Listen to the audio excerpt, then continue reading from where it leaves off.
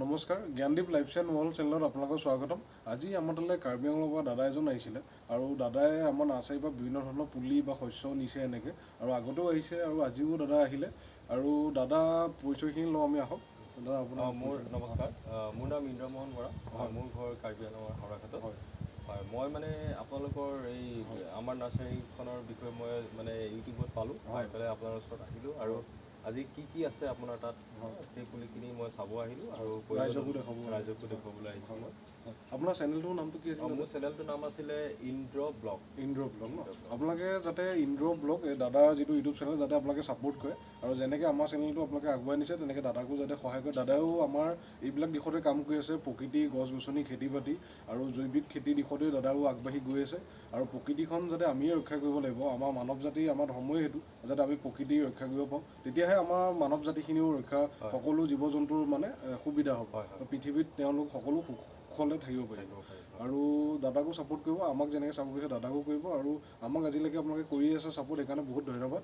আৰু আহক গোটেই ফাৰ্মখন দাদা এইখিনি আপোনাৰ দাদা এইখিনি আপোনাৰ কেইলিয়ান নাৰিকল, কেইলিয়ান আপোনাৰ এইটো ডাৰ্ক হাইব্ৰিড ভেৰাইটি। ইয়াত আপোনাৰ হালধীয়া আৰু সেউজীয়া দুটা প্ৰজাতিয়ে আছে আমাৰ তাত আৰু ইফালেও দেখা পাইছে ওখকৈ এনেকৈ আছে গোটেইখিনি আৰু ইয়াৰ প্লেণ্টেশ্যনৰ ওপৰত আমি ভিডিঅ' দি থোৱা আছে আৰু আপোনাক আজি মানে এইখিনি আমি দেখাইছোঁ ইন্দ্ৰজিৎ দা।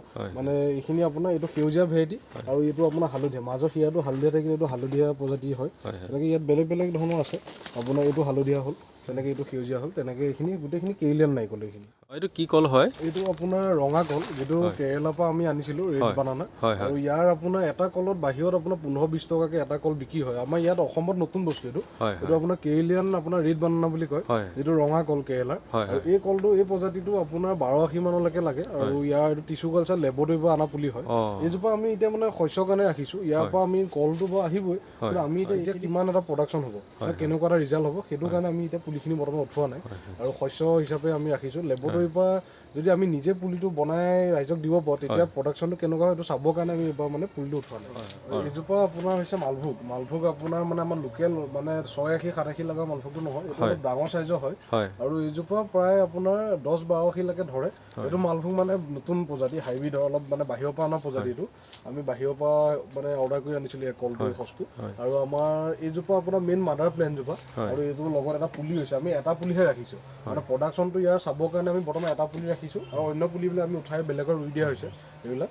আৰু মালভোগৰ সচটো আপোনাৰ এইটো লেবৰেটৰীত বনোৱা হোৱা নাই আজিলৈকে, মানে ইয়াৰ এটা ক্ৰছ ব্ৰিড কৰি পেলাই ওলাইছে হাইব্ৰিড, যাতে প্ৰডাকশ্যনটো বাঢ়ে। প্ৰডাকশ্যনটো আপোনাৰ 82লৈকে গৈছে, আমি মাজতে ভিডিঅ'টো আমি দেখাইছোঁ 82 কেনেকৈ হৈছে মালভোগৰ। আহিলেও দেখা পাব। কল মানে কোন মাহত বেছি লগালে মানে ভাল হয়? আৰু আপোনাৰ আমি সচৰাচৰ মানে ফেব্ৰুৱাৰীৰ পৰা আমি অক্টোবৰ মাহলৈকে সময় থাকে, মানে এইখিনি সময়ত ৰুলেহে আকৌ নেক্সট অহা বছৰ আকৌ সেইখিনি সময়তে ফলটো ওলাব।